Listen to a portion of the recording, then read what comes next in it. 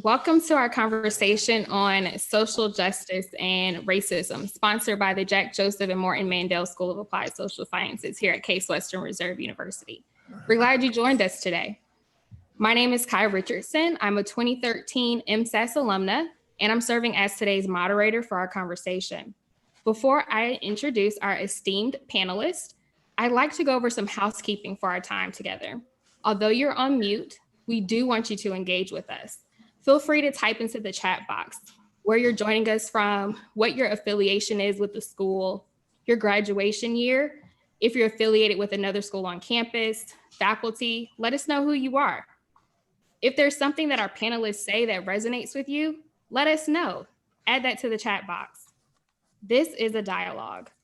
I will pose a few questions to get us started, but we really want to hear your questions, your thoughts. Please utilize the QA portion of this tool so that we can see the questions come through. I'll be checking that periodically. Our panelists for today are Dr. Robert Solomon, Vice President in the Office for Inclusion, Diversity, and Equal Opportunity, Dr. Mark Chupp, our Assistant Professor and Director of the Community Innovation Network, and Dr. Miller, Associate Professor and Director of Mandel's International Education Programs. Our hope for today is that you walk away from this educational seminar with awareness of how racism and social justice affect the nation and the international landscape, higher education, and the Case Western Reserve University community, as well as the Mandel School. We want you to have awareness of how Case Western Reserve University and the Mandel School plan to build bridges to the local Cleveland community, the nation, internationally. We also want you to walk away with perspective on what the call may be for all of us joining this conversation today, how we support this community's efforts in bringing about meaningful change. So I'm gonna go ahead and ask our panelists to help kind of lay a foundation.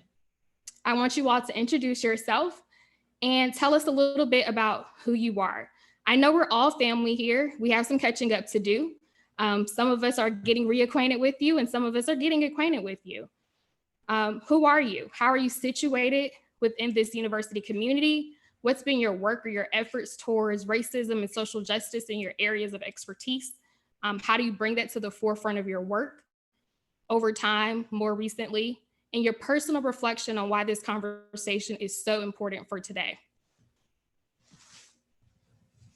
We can start with you, Dr. Solomon. Good morning, everyone, and thank you so much, Kai, and for MSAS for convening this great conversation. I'll tell you a little bit about me. I am probably of our panelists, I'm the newbie to Case Western Reserve University. I just started in February, so about 5 weeks before we went into the global pandemic. So I assumed the role of Vice President for the Office of Inclusion, Diversity, and Equal Opportunity, and I had the honor of assuming this work after the tremendous foundation had been laid by Dr. Marilyn Mobley, who is still at Case and on our faculty, and we're so fortunate to have her among us, and I call her regularly.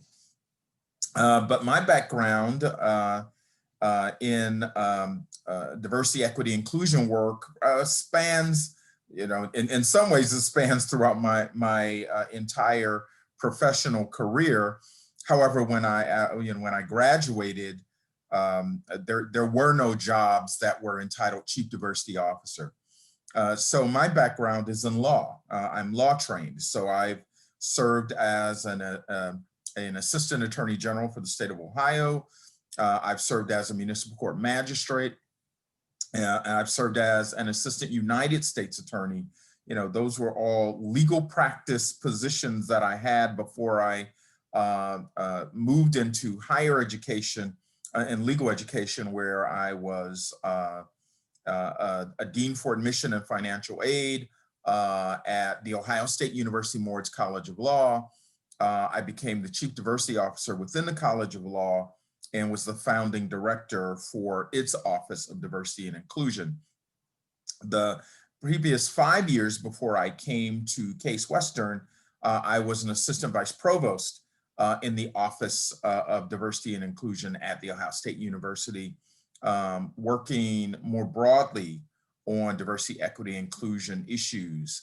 There at Ohio State, the work was a combination of looking at faculty and staff issues, as well as a rather robust offering of programs that focused on students, which targeted those who had been historically underrepresented in higher education, African American, Latinx, and Indigenous students. And then we also partnered with Student Life there at Ohio State as an advocate and a support system and a partner around even broader issues related to gender and LGBTQ status and ability status and all those sorts of things. And so it's in that background, having done this work in earnest for about 20 years or so, that I've come to Case to continue the foundation that was laid by Dr. Mobley and then President Snyder and a number of people who are here today who have been thinking critically about these issues. And so as I've come to Case, what I have found is that it continues the kinds of things that have been of great interest to me and that are among my passions. And that is first and foremost, looking internally at the university, thinking about how we might expand our footprint to make it a welcoming, a warm and engaging community for all people. And I'll get into this a little bit further. I divide the discourse into what I call the 4 C's: community, curriculum, climate, and culture. So community are the demographics, who's here, who's not here, what can we do to make sure that it is a representative population. Culture, meaning that we shape the environment so that every individual feels welcome, supported, and valued in this environment. Climate, we measure where we are, how we are doing on a consistent basis to make sure that we notice our blind spots and how we can do a better job. And curriculum, we make sure that both in the classroom and outside the classroom, we are providing a well-rounded, pluralistic experience for our students to best prepare them to be successful as they move forward. And I suppose the curriculum part of it is exactly what's going on today, engaging in this discourse and continuing the conversation, because the conversations are the foundation upon which we will build long-term sustainable change. And I'll stop there. Thank you so much for sharing about who you are, Dr. Solomon. Dr. Chuck? Good morning, everyone. I know for some of you who are coming from around the world, it's not morning. So welcome to our session. I'm excited to be here today. I'll try to be brief. The first thing you said, Kai, is where are we situated? And so we are situated right now, currently in Cleveland. And I want to acknowledge that to have this session, I think we also have to acknowledge that we're on occupied land, and that this is actually was the land of the Erie tribes, the Haudenosaunee, and those groups were all displaced. And while there are 28,000 Native Americans living in Northeast Ohio today, we acknowledge and express our gratitude for this land and recognize that we are actually occupying someone else's land. In terms of my own background, I think appropriate to this topic is to mention that I grew up in a working class home, and neither my parents graduated high school, and I advanced, through education was a major source of my personal growth and career trajectory. I realized over time, though, that actually, the narrative that it's so easy to buy into as a white male is that was my hard work that did that. But I've become more and more aware of the opportunities and resources available to me had largely to do with the color of my skin. And so I just want to recognize that.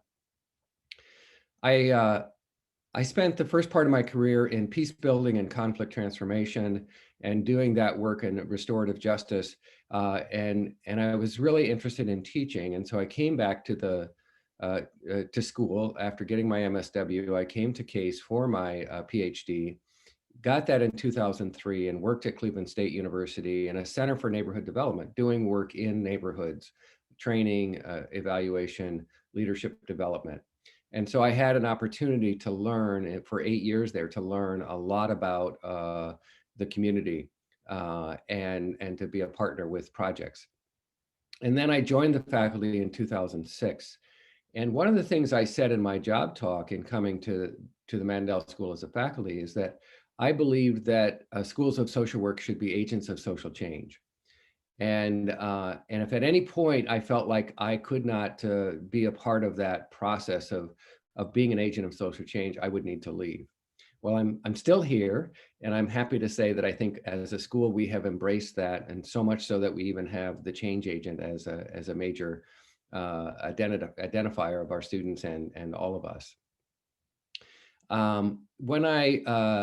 When I came, I was concerned, and being an agent for the school to be an agent of social change, that we could do more.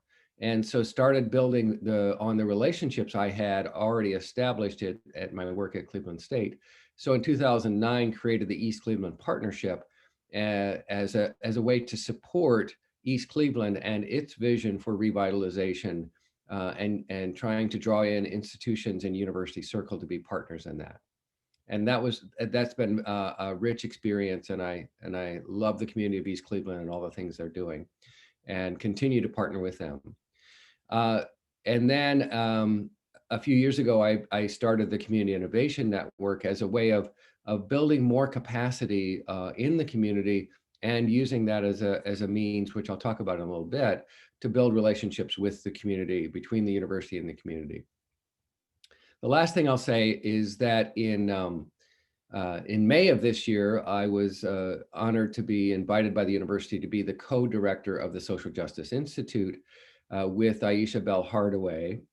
Professor Hardaway is at the law school, and it's a great partnership. We did not know each other, and because of COVID, we have only met each other for 2 minutes, passing in a hallway, face to face, but we meet regularly, and some of the work I'll talk about today we are doing. So I'm privileged to be a part of that as a university-wide initiative. And lastly, why I'm here today, I believe strongly that white silence is violence, and given what's happening in our country, especially since the state-sanctioned killing of George Floyd, we have to speak out. And so been very active in doing that, even more than I had been before. And it's my responsibility to be here and to contribute to this contribution. So thanks for the invitation. Thank you, Dr. Chuck. And Dr. Miller. Thank you, Kai. And I would like to also say welcome to all of those who are on this webinar this morning. It's interesting. A year ago, we were enjoying each other's company during homecoming, and look at us now. We are dealing with a pandemic. We're dealing with the aftermath of hundreds of years of racial and social injustice and inequity. I'm just glad to be here with Mark and Robert and the others. I'm glad that you all are on the call. Just to give you a little bit background for those who know me or may have had me in class, glad that you came back. I'm from North Carolina, raised in a little small town called Reidsville, which is north of Greensboro, west of Raleigh, Durham, Apex, Cary, part of the world. Single mother. And so you can imagine a child of the South, a Black child, and the product of a single mother. who had two loving grandparents who said, you know, you're going to read, and that really just fed into me, and you're going to do something. And grew up a part of my life on welfare. So I understand the trauma or the stigmatization that individuals feel at the time going in the store with basically monopoly money and purchasing items, and folks knew that you were on welfare, or standing in the food lines back in the day for, as we would say, government cheese or peanut butter or those things. So that's part of my background, and education, as Mark said, was, for me, was the way out. And from Greensboro to South Carolina to the University of Pittsburgh, though, was the educational trajectory, with a stop in the military there, because believe it or not, I believe everybody in this country should serve, and not just public service, but military service or some kind of service, because the cost of this land, freedom, isn't free. And I think it gives a different perspective. And as Mark said, wherever we are in the United States, the truth is we are on the occupied land of others. None of us are here. Let me say it like this. My ancestors arrived on the slave ships. I'm looking at the Atlantic Ocean right now. I probably stepped in the water of my ancestors, Kai's ancestors, Robert's ancestors. So this is an occupied land for all of us. And I think that's something we should acknowledge. When I look at the world today, I see a world that's divided. I see a world that is looking for a reason to hate, that's looking for a reason to blame. And I put it squarely on the current leadership. And we are dealing with issues that have long laid dormant. As many of my students know, I like to recommend books. If you haven't, may I draw your attention to the book Caste by Isabella Wilkinson, and read that, particularly the first chapter on pathogens and how racism is a pathogen that has sort of exploded around us.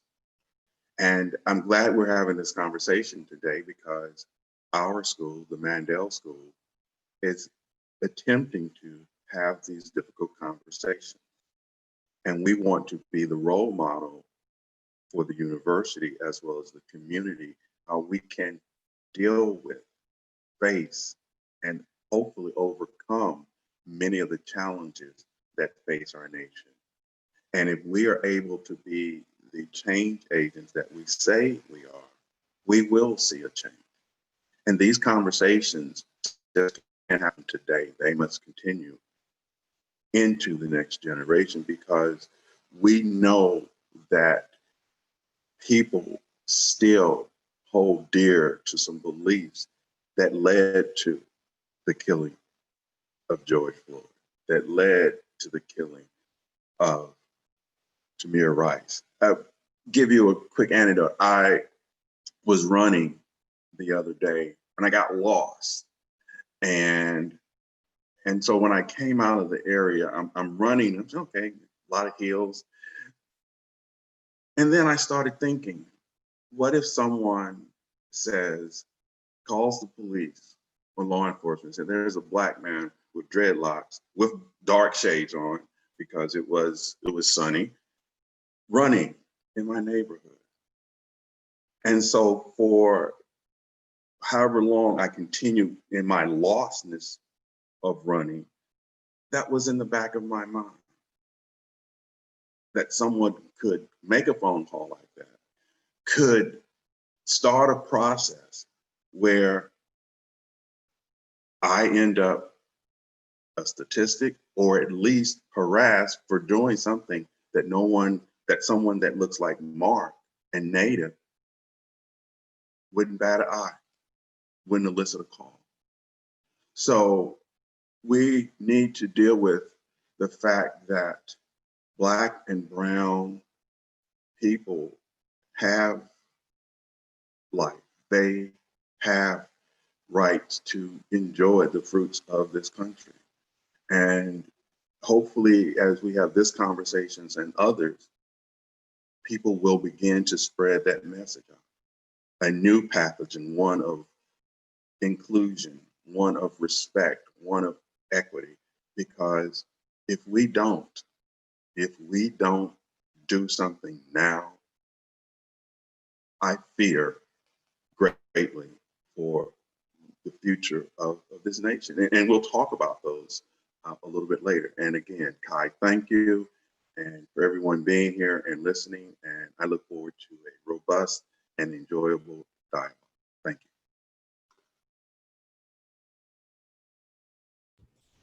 Thank you, Dr. Miller. So I read a quote the other day, and it's really applicable for this conversation. It said, diversity is a fact, equity is a choice, inclusion is an action, and belonging is an outcome. These are all terms that come up when we think about racism, social justice. We can acknowledge that these words do invoke some personal feelings based on our lived experiences. I would like for the panelists to help ground each of us on this conversation today, to share how you all, or how really these constructs are defined.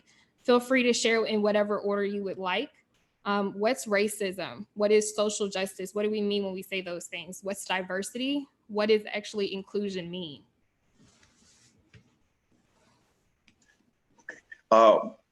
Racism.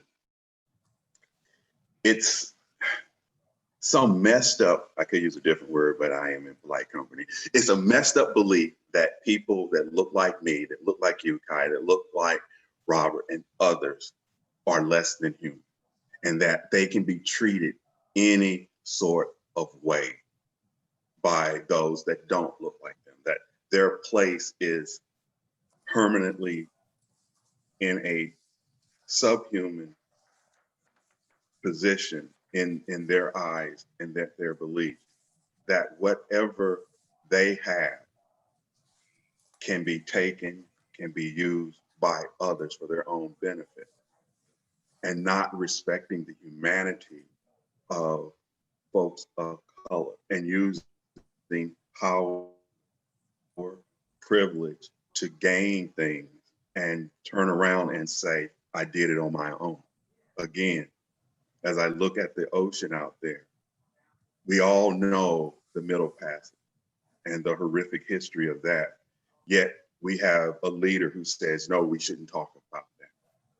We have other leaders who say, no, there's not systemic racism in law enforcement. But we look, as Richard Pryor said, you go to jail and it's just us, not justice, it's just us. For a country to say the noble piece of paper that the Constitution is written on, as Gil Scott says, but it's not lived up to the creed. It is not lived up to the creed. And we are seeing it play out. That's what racism is. That's racism to me. When I see a flag, and which I saw plenty down here, of the stars and bars on one side of the vehicle, and somebody 2020 on the other side of the vehicle, that tells me that's rooted, that's based in racism, going back to the past, wanting to live in a different. So that's how I see racism. I would join in, and I wholeheartedly agree with David's assessment. And I'll just add this bit to racism. And actually, you know, official definitions are finally beginning to acknowledge this, that racism is a combination of discrimination plus institutional power and privilege. And I know that that's one of the big debates, you know, whether you know, a white person can be, whether a Black person can be racist.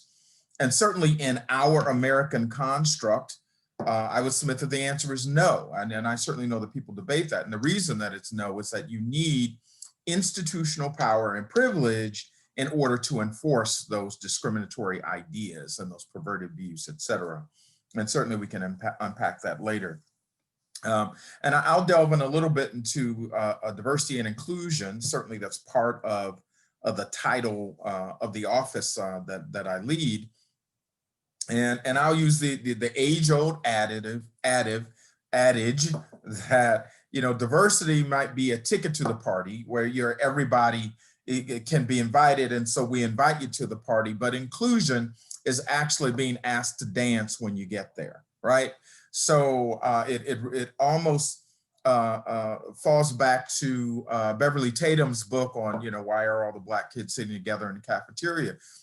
We can all be there, but if we are not included, if your underrepresented populations are not included and engaged in a meaningful and effective way, then the diversity, that's just numbers. That's just people sitting together. So inclusion is really key.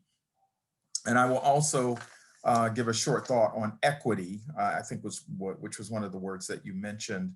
And that is that people often confuse equality and equity.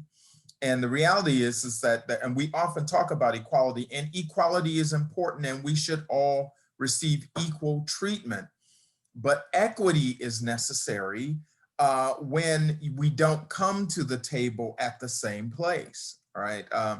You know, I wish I had that visual. Many of you probably seen it, of a cartoon of equity where you have people of different heights, right? And so for all of them to look over the fence at the same place, the stoop they stand on must be a different height, because different individuals need different things.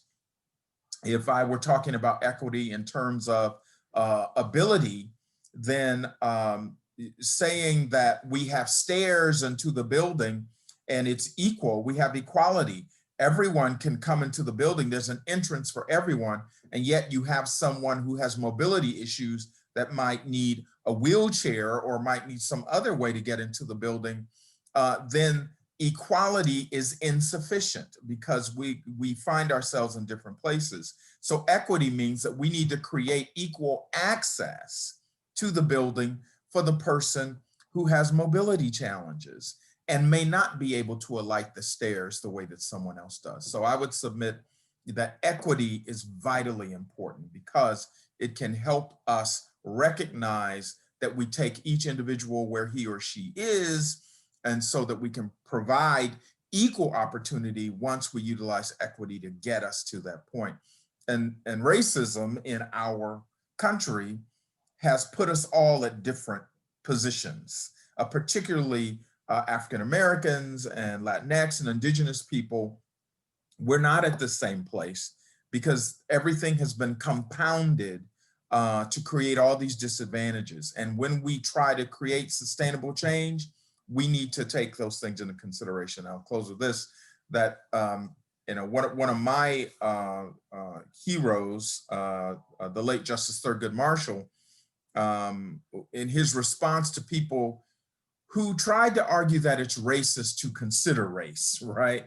And his point, when we try to remedy some of the problems that were created by racism, and the idea is that if race was utilized to create the problem, it must be considered in the remedy as well. And so I'll leave it at that, and certainly give Dr. Chupp an opportunity to talk about some of the words that resonate with him. Thank you. I think what each of you have said is really powerful. I just add a couple comments. I think the conversation about racism has to include the levels of racism, from the individual to the relationships and organization up to institutions and systems. And so we have to work at all those levels, which then leads me to think about the importance of racial equity. So racial equity is addressing those systems and structures that have been in place that deny people to show up at the dance, let alone to be included. And the framework that I like is actually from the REI Institute, the Racial Equity Institute in Greensboro, North Carolina. And I like that racial equity and inclusion as a frame and the work around that. And so I would recommend them as a resource.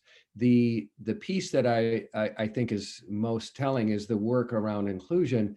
And we'll know that we've achieved racial equity and inclusion when everyone has that sense of belonging. And John Powell's work on belonging is really powerful to me, because it really says, we have the capacity to actually see the humanity and embrace the gifts of every individual and see the beauty of all of us and the constellation of diversity that we bring. And when everyone has a place at the table and everyone has a voice and agency, we've achieved racial equity, and the sign of it is a sense of belonging and opportunity for everyone. So I'll just leave it with that.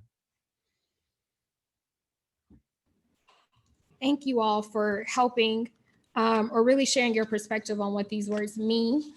I think that helps everybody have a level set. We've kind of level set kind of what we'll be discussing.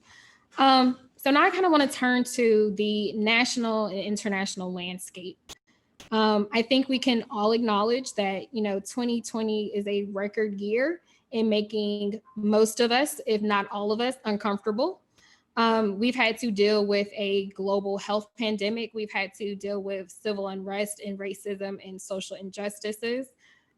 We've experienced a long political cycle as we prepare for the 2020 election. I'd like for you all to share your perspective on some of the current events, the influence of racism and social justice on those. So I am going to ask each of you about a different event, but if you wish to, if somebody else wishes to join in and share, please feel free to do so. So Dr. Miller, the first question's for you. With the COVID-19 pandemic showing us that there's long-standing systemic health and social inequities, putting many people from different or from racial and ethnic minority groups at an increased risk of getting sick, dying.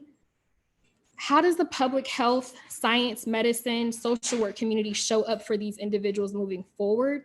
What might we see in terms of changes in how care is provided to individuals? That's an excellent question, Kai. And the fact that Black, Brown, and Indigenous people are dying at greater numbers from COVID-19 clearly exposes the fault lines in our healthcare system here in this nation. Recently, Cleveland Clinic hosted the, well, if you want to call it the debate, but just a few blocks south of there, you have individuals who don't have health care. And Cleveland Clinic and University Hospital, for all of their world renownedness, people can't access that care because of the system in which we currently live. The systematic racism that has denied access for poor people, white and Black. Let's be clear, racism not only affects Black folks, it affects other people as well. But when you look at going forward, I believe unless this nation addresses the importance of science, the importance of prevention, the importance of how do we get a hold of pandemics and other outbreaks, we will continue to have disparities among Black, brown, poor, and Indigenous people. When a child grows up in Cleveland, in some neighborhoods, by the time he or she reaches first grade, their lead levels are off the charts, which is leading them to permanent, not temporary, but permanent cognitive deficit.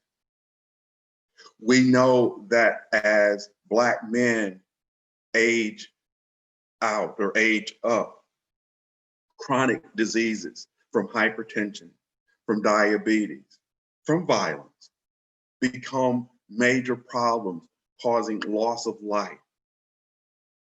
We know that racism plays a role, and that money doesn't necessarily get you beyond it, because we need only to look at what happened to Serena Williams after the birth of her child, and not listening to one of the most recognizable women in the world. So our health industry needs to take a long, hard look at itself. No, I won't say take a long, hard look. It knows what the problem is. It needs to have the will to do it. And social workers, change agents, should be pushing the clinics, the university hospitals, the Mayo, all of those facilities with their great science, yes, but make sure that the care is done appropriately. But also from public health, let's address the community, the environment in which individuals live, food deserts, the inability to play safely in their communities, can't walk. So let's address prevention, and once secondary and tertiary care is needed, let's deliver it in a race-free, if possible, way. That's what I'd like to say. Thank you, Dr. Miller. Dr. Chubb or Dr. Solomon, do you have anything to contribute before we move on? Okay.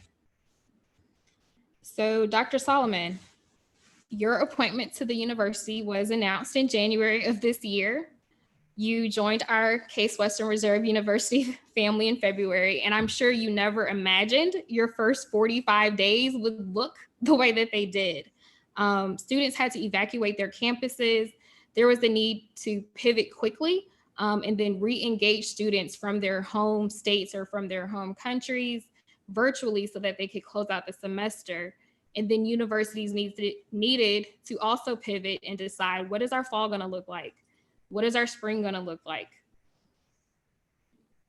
What have universities learned? What are universities continuing to learn?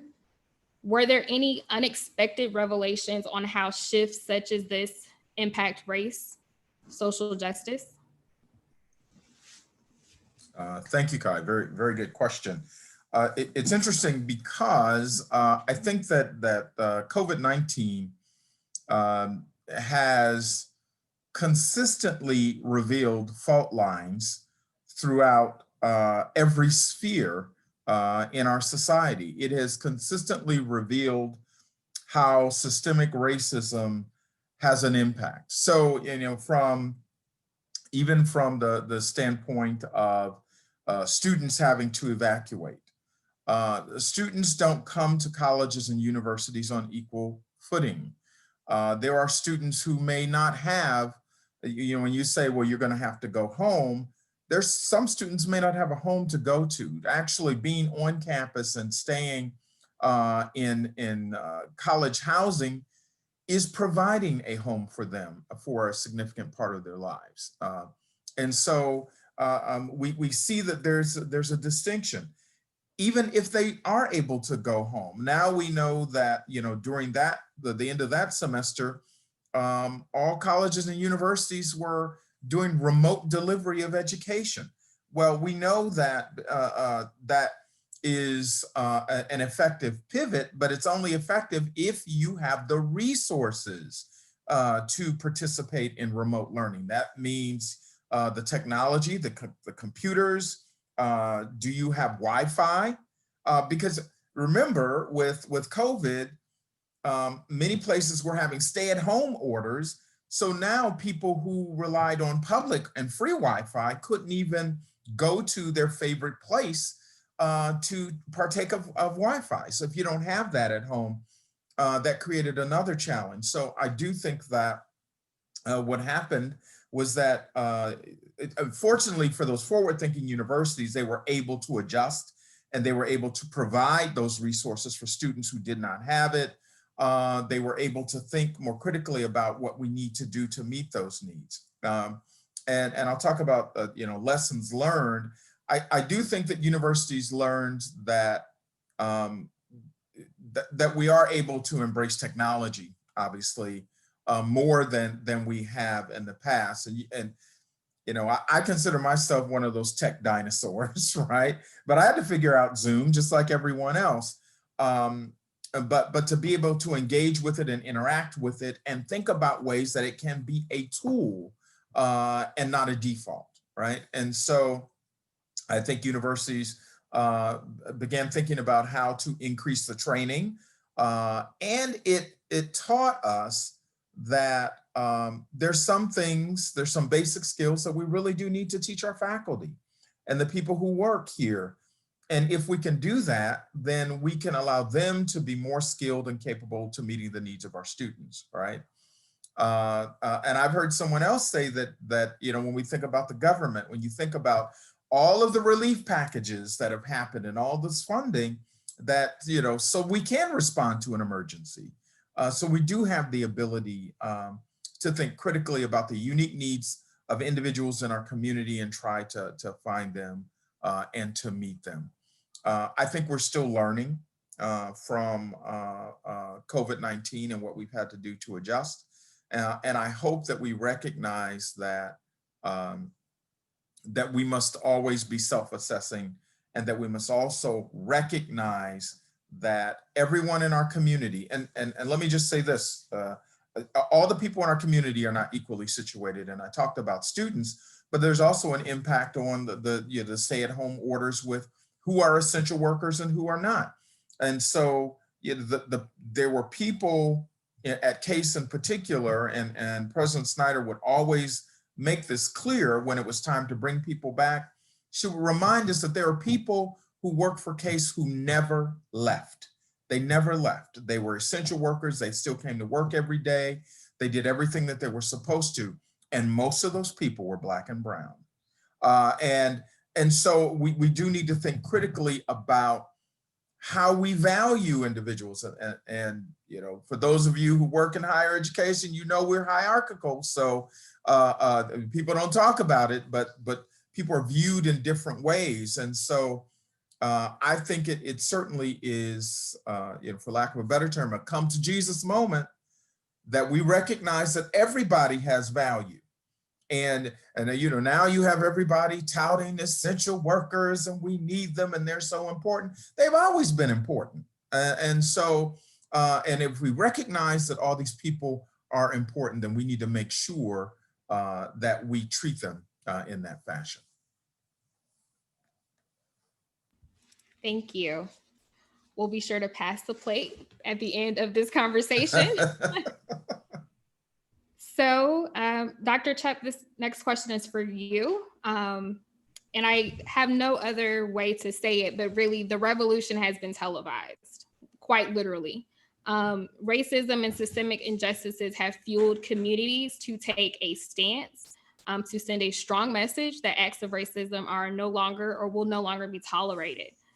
In June, you penned a note about the stance taken up by some to defund the police and how this is now inviting and welcoming a conversation on reinvesting in communities, building community. What might this look like? How is progress going to be defined? Thank you, Kai. And I just posted to everyone where you can find that and a series of articles on both the pandemic and on the racial justice uprisings that started this summer. And so I've been writing regularly about this.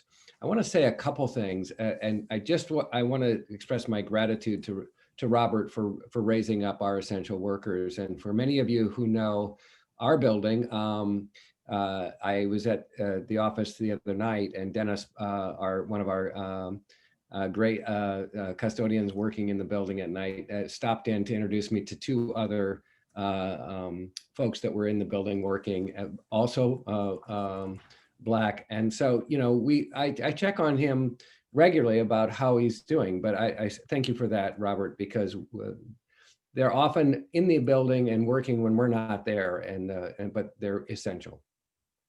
To your question, Kai, I think it's really important to recognize a couple things. That one is, I like the fault lines. This summer has revealed what we've already, and David mentioned this too, these problems have existed before. And what we're seeing now is really the revelation of those in starker contrast. And so I'm excited of what's happening in our country and the level of support for Black Lives Matter and for making systemic changes and not willing to have an episodic protest and then go home. And so it's an exciting time.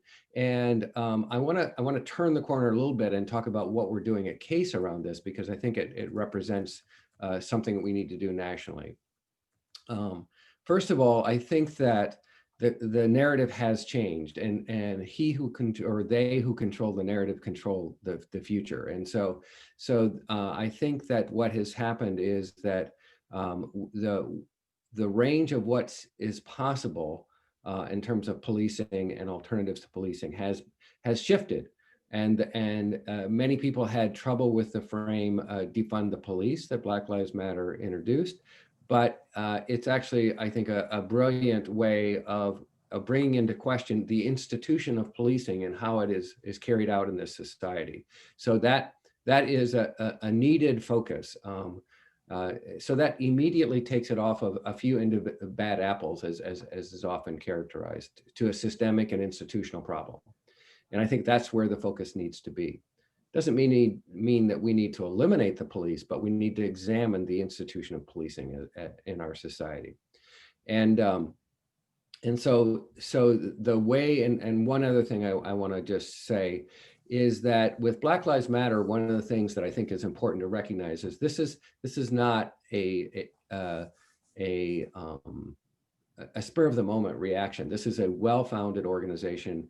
And one of the things that we're seeing is that because it doesn't have a centralized leadership that can be discredited by the opposition, but a decentralized structure, they're trying to denigrate the organization and by painting it as violent or riot, inciting riots and looting. And that's not really an accurate portrayal, but it's all part of a way to control the narrative and to slow down the movement. So just to say a little bit about what we've been doing here, one of the things that I think is important is that institutions have to step up and take a position. So when Professor Hardaway and I joined the Social Justice Institute in our leadership role, the very first thing we did was a call to action. And so we created a call to action around institutional racism at Case Western Reserve University. And then we facilitated a dialogue around that in the summer. The university hosted a day of dialogue, and Dr. Solomon can talk about the university's role in that as well. But one of those sessions was we facilitated a conversation with faculty, staff around how are we complicit in institutional racism at Case? Where do you see it? What are the ways in which it exists? What do we need to address? And then what are some actions that we are taking or can be taking? We had 150 people sign up for that session. And one of the good things about Zoom and this world is that we probably wouldn't have had 50 people in a room if we would have had a session, but we had 150 people. We had 14 facilitated breakout rooms and with note takers. And then that became, the notes of that were sent to the administration and said, here's the areas we need to work on. And so throughout that day, there were a number of things that said, we have work to do. And I'm very encouraged with the stance of the administration and the level of commitment by the whole university to dig in and say, it's not enough. I can come back to the policing at Case, but that's an issue that we're starting to work on now because it is an issue. It's just like the essential workers and these issues that are out there, they're also our issues. And so we have to address those. Thank you. So I'm going to open this up for anybody to respond or for all of you all to respond. A little over 2 weeks ago, the university campus in partnership with Cleveland Clinic was on the national and international stage as we hosted the first presidential debate of 2020. In addition to this being an election year, it's also important that individuals are participating and making sure that they are responding to our census. How are these things connected to social justice? What's your perspective on what the outcome may be based on people responding versus not responding to the census? I'll take that. I'll start that.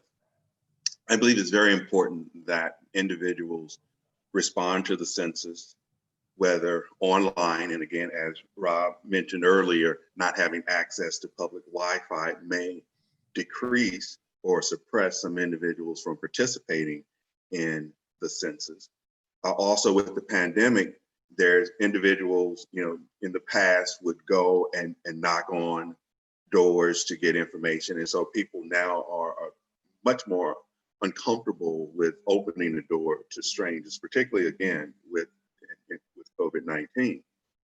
But at a higher level, we have seen the census turned into a tool to cement in some ways racial inequality and social inequity by not counting individuals and then using fear to prevent others from participating in the census.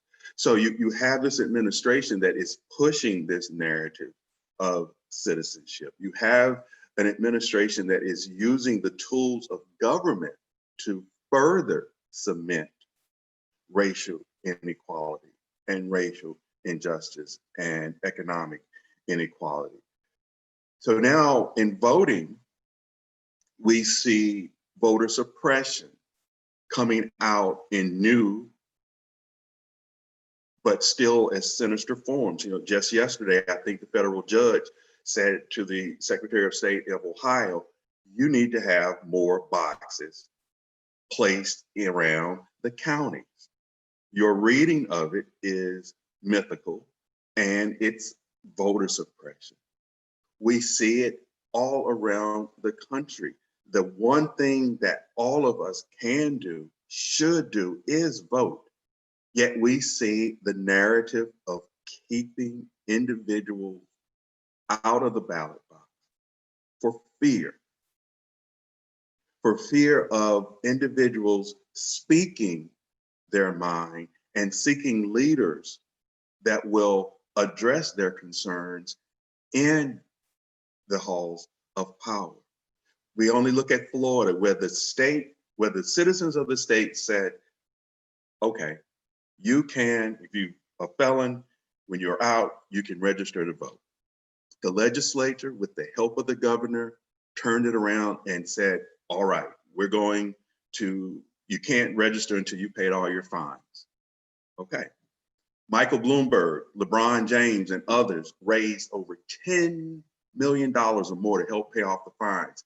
The governor, with Robert Barr, the attorney general, or the lawyer for the president, are investigating it. So when we see things like that, that makes me and maybe a few others wonder if we really are going to get anywhere. We're having these conversations and people are doing things. Mark's program is working, it's reaching, but each community doesn't have a Mark. Each community, each university doesn't have a Robert Solomon. We still are grappling with these issues. And in this election in 26 days, and I'm going to say something that I said to the other group, I am frightened for this nation's health. And as W.E.B. Du Bois did, who believed in the words of the Constitution and America's ability. But if we wake up on November the 4th, and it's another 4 years of what we have.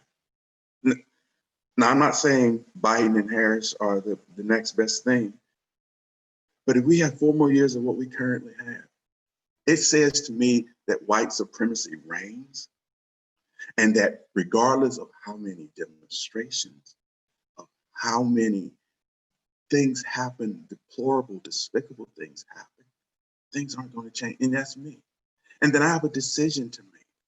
Do I want to still be in a country where this is happening? And when I put that out here at MSAS, the difficult conversations, the support that I received from my colleagues was tremendous.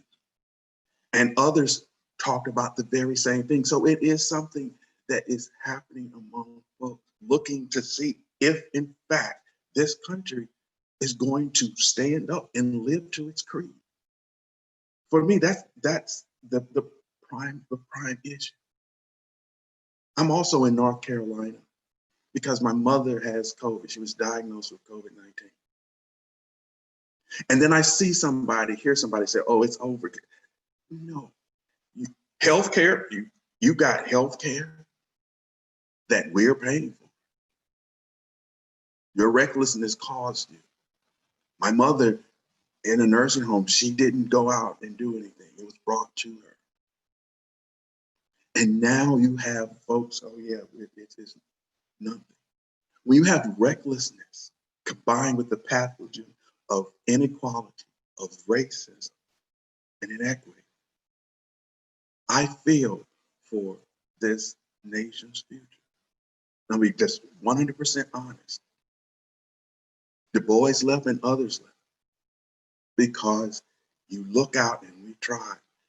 And as Eric Gardner said before he said, I can't breathe, his words were, I'm tired of y'all messing with me. And a lot of folks that look like Robert and Kai and myself are tired. We're still working, but we're also tired. Because this has been going for 400 years. And now also the administration saying that the 1619 project can't be taught in schools or whatever. What do you mean? Malcolm said, if you don't learn from your history, you're doomed to repeat. Thank you. Kai, I'd like to jump in just for a minute. Thank you, David, for really sharing some impassioned observations, which are shared by many. And I'm not sure, because there were some questions, I don't want to pivot a little bit to address them, but David gave a great segue into one of the questions, which related to the executive order that's in place about really DEI instruction, diversity, equity, inclusion instruction, and what our thoughts are on that. Certainly as a university, as soon as I heard about it, I've communicated with the president and with general counsel. And so we're in the process of thinking through how we will deal with it. But I will say this, there's a commitment that we are steadfast. So there's no sense that we're gonna stop doing what we're supposed to do. The reality is that unfortunately, our government is trying to stop everyone from educating our communities about these issues. It's really mind-blowing. But the other side of it says to me, they're so desperate to stop it because more of America is listening and understanding and changing and engaging. When we saw the response to, all the protests that happened after the murder of George Floyd, they were multiracial. Many of us are more whites and people across the world of all nationalities are really listening more than they ever have before. And there was something about the brutality of that murder that made a light bulb go off for a lot of people who had otherwise not really gotten it. And it has opened a door to thinking more critically about not just the horrific murder of George Floyd, but the systemic racism within which this horrific crime took place. And so more people are engaged, which I think created this desire to shut it down and to stop the teaching. This is one of my things that sets me off as I read this executive order, which is an incredible perversion of what DEI training is all about. I don't know anyone who tries to send the messages that they claim are being sent through these trainings, that they're divisive and un-American and all these other adjectives. And you'd be amazed. And now I think the Office of Management and Budget have come up with some buzzwords to look for, like intersectionality and privilege and unconscious bias. These are really basic terms and concepts that help people understand systemic racism in our country. But they would like to cast it as blaming and revisionist history. And as you mentioned, the 1619 Project, it is absolutely incredible. So the answer to the question is certainly Cases and Institution is committed to our training. Our training does not fall within the parameters of this perverted view. I submit that most training does not fall within that kind of perverted view. But we do have to be able to say that we looked at our training and it's fine. And I'm confident that it is. There was another question real quickly, Kai, that I wanted to get to, and that was one that was asked by one of our trailblazers, Ms. Peoples-Wilkins, who I'm so honored that she is on the call, and I can't wait till I can actually meet her someday. But for now, I look at her beautiful portrait on campus. But the question was about Little Italy, because we did have a coalition of Black students who raised this concern with the university about some of the issues that our communities of color on campus have experienced with Little Italy, not being welcomed, receiving really racist and discriminatory treatment, those kinds of things. And what I wanted to say that we have been working with that before President Snyder left. We've had several meetings with I think their community representatives. We are continuing that conversation, and we are now, and we'll talk about our task force a little bit more, but that's one of the issues that'll be emanating out of our task force. But we are now we concluded that we would have regular meetings and think about a way to assess what's going on there and whether our students are welcomed or not. We decided that they should not be elevated and the East Cleveland and other communities surrounding Case relegated, but that everyone we should be investing, we should be interested and committed to all our communities. And we are in the process of scheduling a meeting with some of our student leaders and representatives, because one of the individuals, Father Joe at the church there, wanted to really hear directly from the students. To this point, it was just university leadership meeting with them. So we want to expand that process. It is ongoing. Please continue to ask questions, and we want to update you on the work that's going on there. And so I diverted a little bit to answer a couple of questions, and I'll stop there. And I know that we'll get back to other questions that come forward. Sorry about that, Kai. No, that's perfect. Because I was actually. Kai, can I say something? I just want to, something Mark said earlier about policing, and then someone did put a question, so I wanted to touch base on it. Secret Service, college educated. FBI, college educated. Why not, as Mark is the diverting of funding, why not require police officers to have a college education? Because all it requires now is a high school diploma. And you look at other countries around the world, their police officers are 4-year college degrees. A friend of mine who is here in New Jersey, she and her husband and children are going back to Seoul. Her husband's a police officer. He's also an attorney. He came here to get a master's at LLM at Fordham.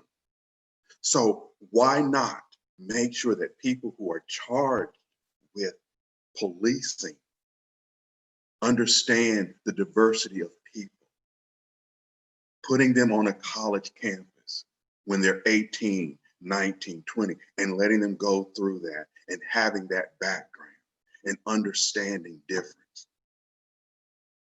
That's one thing I believe this nation needs to look at, is how we train our police and making sure that is a requirement.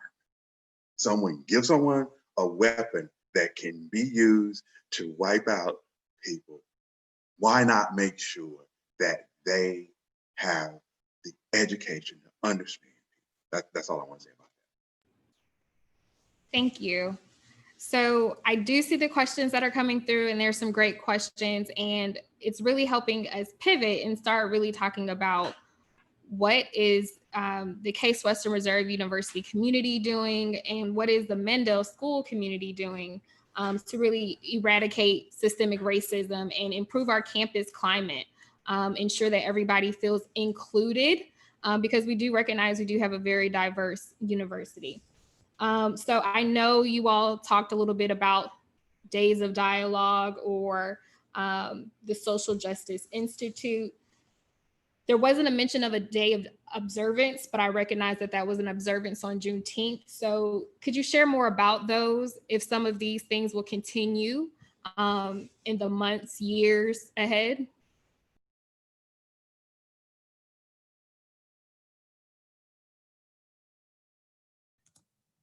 Let me unmute. I'll talk a little bit about a couple of things, because one of the things that I love about Case is that when the community becomes engaged, there is a synergy that happens across the campus. And so there are things that are going on in MSAS, and there are things that are going on with the Social Justice Institute, and there's things that are going on in the College of Law. And we in OIDIO have been a part of some of the work that's been going on. And so, and I'll talk a little bit about the day of dialogue. So far we've had 2 days of dialogue.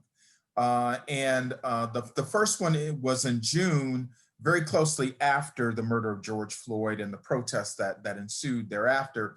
And what we wanted to do was, one, we recognized that the murder of George Floyd was simply a cog in the wheel of systemic racism, and that we as an institution had to be reflective and open and honest about where we sat in that continuum, because we know that systemic racism has infected every institution throughout our country. So it is blindsided to and short-sighted for anyone to think that that's not the case.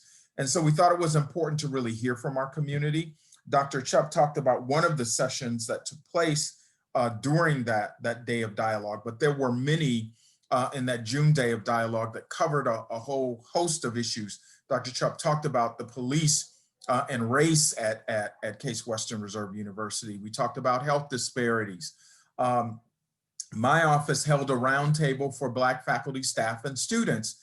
And the reason why I did that was because I felt that it was important to acknowledge that there was a historical basis and a historical context around the relationship between police forces and the Black community. In fact, police forces are an outgrowth of these slave patrols that were created to control Black people. And that vestige is still a part of policing, and we need to make sure that we get rid of it. But anyway, we had that. We had our students, they wanted their own session without any faculty and staff present, so that they could vent their ideas, so they can come up with suggestions. Our grad students held sessions. So we did a full day of dialogue for people could have a safe, unfettered space to talk about what they'd experienced, how they felt, and ideas they thought could make a difference, and how all of these things fit into the context of Case Western Reserve University and its surrounding communities. So out of that, there was a coalition of Black students who came up with a very detailed proposal of suggestions and ideas that they wanted to present to senior leadership. And senior leadership was receptive and met with those students, and we're still engaging in conversation. But what we've done is we've created a campus-wide task force on culture and climate. I co-chair it along with Vice President Lou Stark, who is Vice President over Student Affairs. But this task force has an executive committee where there are faculty, staff, and students on an executive committee, and there are 7 separate committees that are co-chaired by one grad student and one undergraduate student, and they cover several topic areas that impact the community. Consistent with what we are dealing with now, that there is one that's on racial justice. And so the one that's on racial justice was really at the forefront of presenting their proposals, and they are the model by which the other 6 committees should be thinking about bringing proposals forward to institute change on campus. And so once those proposals are done, they'll be viewed in a number of ways, because there's some things that can be accomplished simply by partnering with folks across campus and a willingness to implement the changes and the suggestions that are made. There are others that could simply be budget allocations for people who can change what they're doing to actually meet those needs. There are others that need to go to the president, provost, and the cabinet to see how at the main university that the senior leadership level changes need to be made. And there are those that will have to go to the board of trustees. But we recognize that there are multi-levels of getting work done. So we don't want to wait to the very end. If something can happen right away, we want to be able to do those things. In September, we had a follow-up day of dialogue, which was a report on the progress we've made thus far since June, and also talking a little bit about what we're doing. So the creation of the task force was really part of that. And we are meeting, we are moving forward. We're really excited about the work that we're doing so far. But we also brought into that day of dialogue discussions about our neighborhoods and our residents and our communities and how we can build a stronger connection to our communities. And I know that much of the great work that Mark is doing, you can talk, Dr. Chubb is doing, you can talk about those things. We talked about wellness and resources, and we talked about where do we go from here. I think that it's important to note that this is in many ways what I would call a work in progress. Frank Wu, who is a university president now, at one point he was the dean of Howard University's law school. And it really changed my paradigm on these things, because I used to think that our work, our diversity, equity, inclusion work was to an end, that there was a point which, okay, well, we got all this done, we're there, right? And he really changed my paradigm, because he really convinced me that our work on equity, justice, and inclusion is just like democracy. Democracy always requires our attention and focus. And I believe that no matter how much progress we make, we should always have concepts and principles of equity, diversity, and inclusion in the forefront, because there will always be those who will fight against it and who will kick against it and who will make it difficult. And so if we don't keep it out front perpetually, I think that no matter how far we go, we lose, we create opportunities to retrench and to move backward. So I believe that is something we should always do. And I think that CASE as an institution should always keep these things at the forefront, and that we should always be engaged in this kind of work. And let me just make one big plug from what I was talking about in the executive order, which related to another question. And that is, and someone pointed this out, that executive order really gives an excuse for people who didn't want to do this work anyway, to say, we're going to suspend it, we're not going to do it, we're afraid to do it, it's a problem. And that is really sad. And that's what concerns me, because it chills speech, it chills this action. And there are some people who simply needed the slightest excuse and reason not to continue to do it. And so we have to push forward. And just as President Snyder said, when I first mentioned this concern, and President Cowan has signed on to, that we need to double down on our efforts to educate our community even more in this context. Kai, I'd like to add just a little bit to what Robert said. The piece that I think is important to recognize is that we have a strategic plan, and that effort was led by Provost Ben Vinson. And if you haven't met him, those of you who are alumni on the call, he's providing great leadership, and it's great to have a person of color represented at the highest level of leadership in our university, along with Robert. And I can see, I just want to say, in the last year, I have felt a significant shift at our university to really acknowledge, embrace this challenge and work at it. So the strategic plan has 4 pathways. Pathway 3 is about transforming our relationship to the community.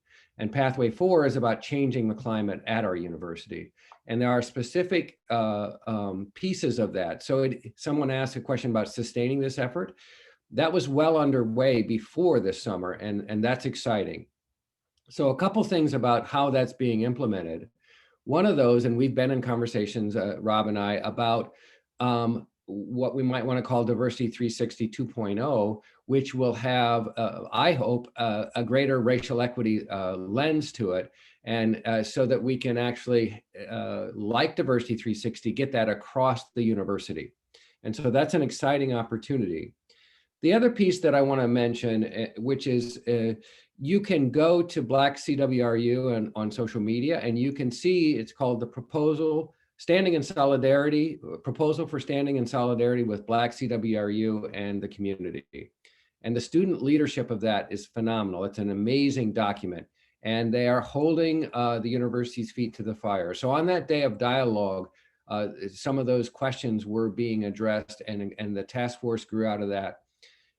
Professor Hardaway, my co-director, led in the first day of dialogue a conversation with the chief of police to talk exactly about these issues. So they're being discussed. There's actions being taken, but this change all has to center around relationships, and relationships is at the heart of social change. And so I want to say a few things about what I think is exciting about that.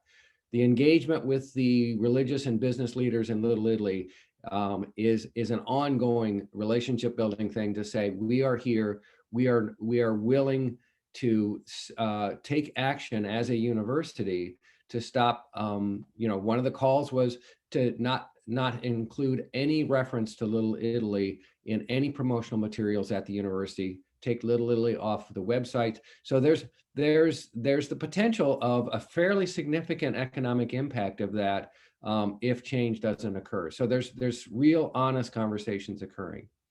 At the other level of relationships with the neighborhoods surrounding us, that's been a very exciting set of developments. The provost has funded an initiative that I started a couple of years ago called Foundations of Community Building.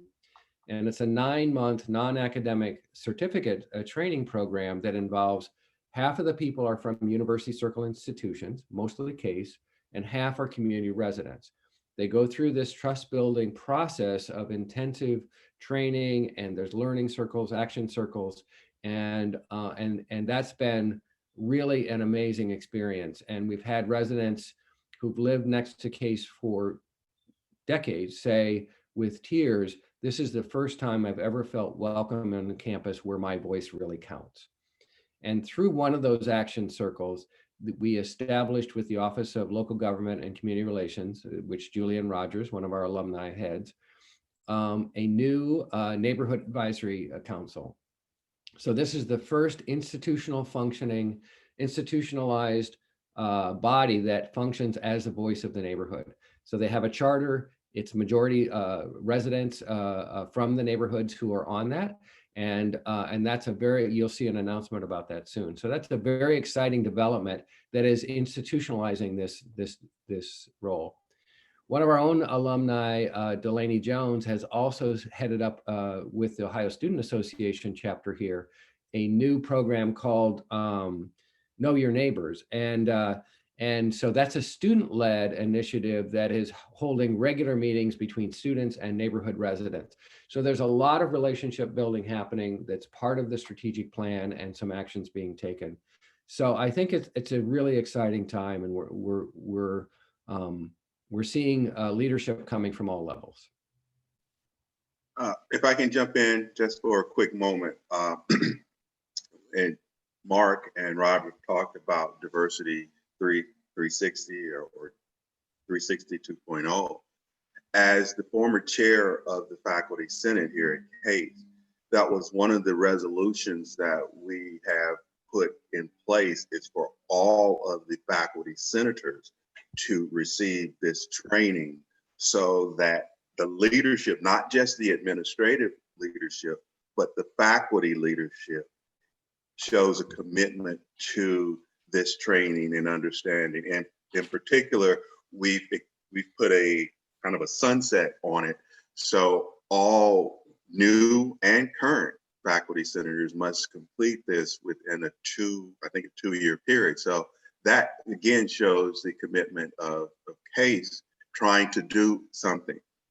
At the Mandel School, we have one of our colleagues, Dr. Adrian Fletcher, is the assistant dean for inclusion and diversity. And what we're doing is looking again at ourselves. A climate survey was taken, and now the faculty are in small groups where we are talking about these issues.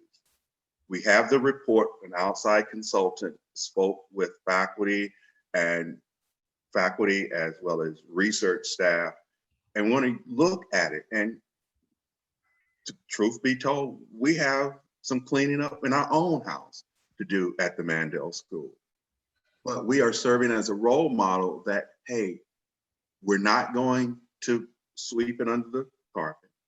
We're going to do something about it. We're going to do the work needed to put change agent into action amongst ourselves, and can serve as a model for the rest of the university. So our school is taking this very, very seriously, whether it's the faculty, our Dean Gilmore, Adrian. We're saying, hey, let's have this conversation. And we know, Mark and I know, we've had difficult conversations, but we know there is the other side once we have the conversation. Mm-hmm. And change can happen. But what is it Baldwin said, until we face it, we can't change it. Thank you for that. So looking in the question box, I realize we may not get to all questions, but I think a resounding question that keeps coming through is, how are we going to measure progress? How are we going to know change has happened? How are we going to, or what systems, what tools are we going to use to look at the strategies that have come forth to actually monitor progress?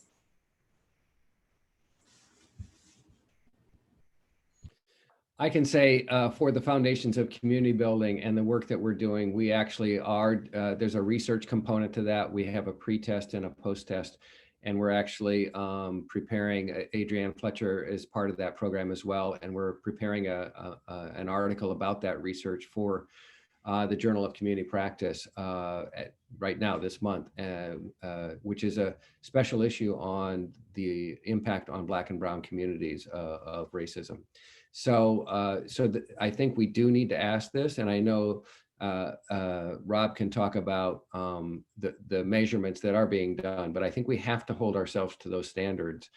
The faculty climate survey could be seen as a baseline, because it does ask about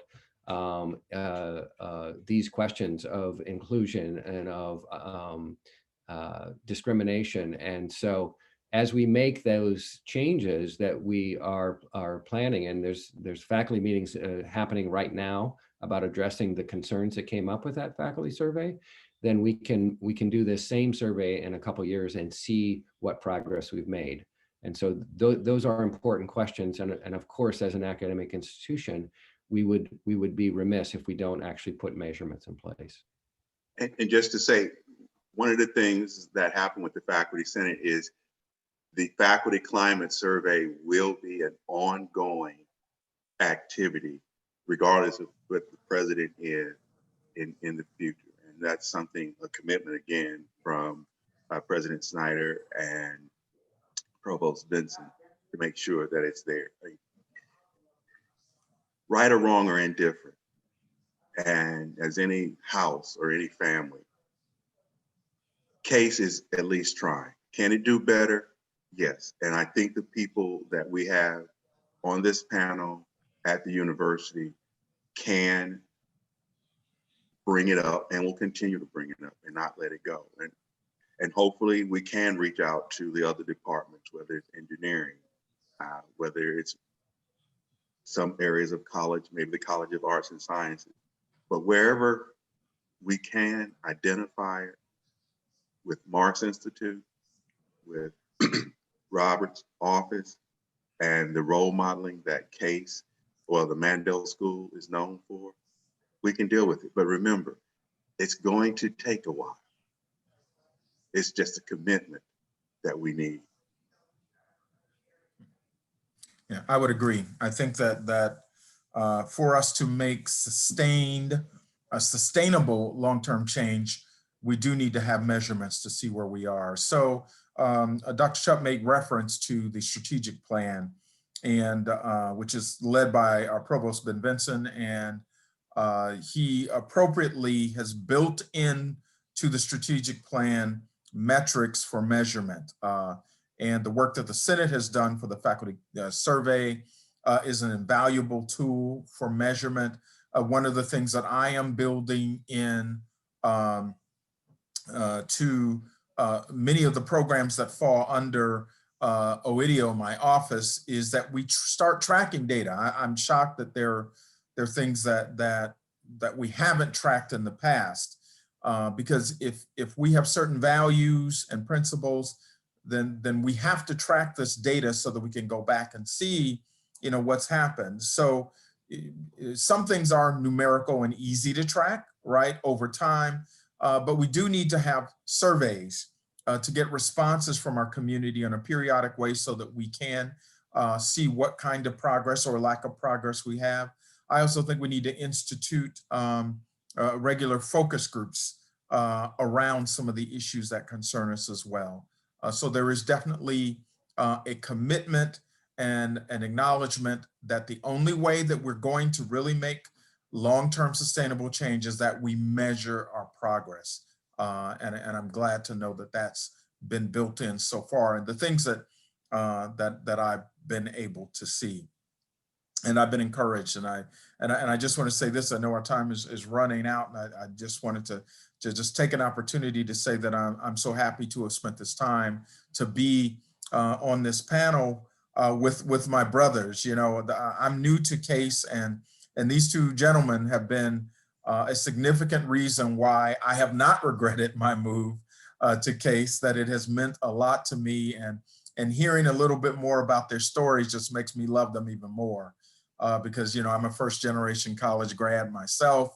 I come from a working class family. My father graduated high school, my mother did not, and I think that our bond is even greater, knowing that we have so many similarities in our background and our path. So I just wanted to do a nod for being here with these great gentlemen and our great facilitator, the future Dr. Kai Richardson.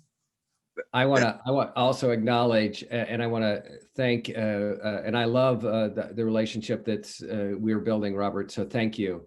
And David mentioned, we've had difficult conversations, and I want to just be transparent. This work is not easy, and for people that look like me, you need to lean in and have the difficult conversations. We need to get comfortable being uncomfortable all the time. Our Black and brown brothers and sisters are used to this, and they can teach us a lot. So cultural humility and a commitment to racial justice means we have to not be silent, and we need to get in those difficult conversations. So if you want to read Me and White Supremacy and get in a book study group around that, get in those difficult conversations, find a way to build relationships where you can be held accountable. So I thank you, Kai, for your excellent leadership in this. It's great to see you again. So I just wanted to acknowledge that. And I want to say the same, echo the entire words of my colleagues here. Thank you, Kai, for putting this, being the moderator and the questions that came through. Also, Native for asking us to do this and putting this together, the behind the scenes person. And I just want to say in closing that though I may have had some pessimistic statements, but I believe in us as a people, us as a nation, And I just believe what my grandmother taught me, the goodness will come to the top. And it's not going to be easy, but I think it will get there. And what we can do today can help someone tomorrow. And then that person tomorrow can help someone the next day. Thank you very much. And this has been a great conversation. Love you all. And please, please, please, please vote. The planet needs you. Thank you. Thank you all so much. Our time has really come to a close at this moment. So I do want to thank you all, Dr. Solomon, Dr. Chubb, Dr. Miller, for sharing your perspective with us today. Thank you for welcoming us all home virtually and holding this space for this important conversation. I'd like to thank the Jack Joseph and Morton Mandel School of Applied Social Sciences for recognizing that it was time to have this conversation, especially at homecoming, right? When families coming together, it's time to just have this conversation. A few final important announcements. I'd be remiss to not mention these. The students are the future of our societal advancement, and they benefit directly from the support of our alumni and friends. So please support them by donating to the Mandel School. You can go to case.edu/socialwork/give. There are 2 more events that are happening today at the Mandel School. So if you have RSVP'd for those events, make sure you check your email so you can get the join link to those. And thank you again. Thank you all for inviting me to serve as moderator. It's been a pleasure. And enjoy the rest of your day. Have a wonderful rest of the weekend.